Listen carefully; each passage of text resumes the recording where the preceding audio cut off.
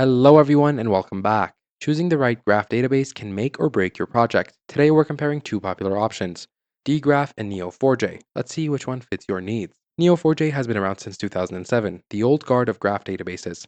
Trusted by big names like eBay and Adobe, it uses a query language called Cypher, which feels like SQL. It's easy to learn if you know databases. Dgraph is the new kit, launching in 2017. It was built for speed and scale, uses GraphQL style queries, which web developers love. It's designed to handle huge amounts of data right out of the box. Here's where it gets interesting. Dgraph splits data across multiple servers automatically. This means it can handle massive writes and reads at the same time. In their tests, Dgraph loads data up to 160 times faster than Neo4j. It also uses 5 times less memory. Neo4j takes a different approach. It focuses on smart query planning and has tons of built-in tools for data science. It's slower at loading data but excels at complex analysis. Think of it like this. Dgraph is a sports car built for speed. Neo4j is a Swiss Army knife packed with features.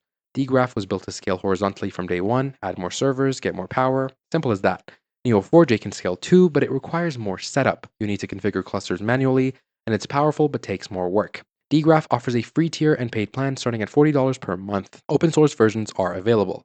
Neo4j has a free community edition for small projects, and enterprise pricing isn't public. You need to contact sales. Cloud options start at around $65 monthly. Choose Dgraph if you need fast writes, automatic scaling, and you're comfortable with GraphQL, perfect for real-time apps and social networks.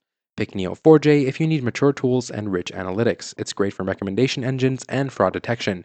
Both are solid choices. Dgraph wins on raw speed and scaling. Neo4j wins on ecosystem and analytics. Your choice depends on what matters most to your project.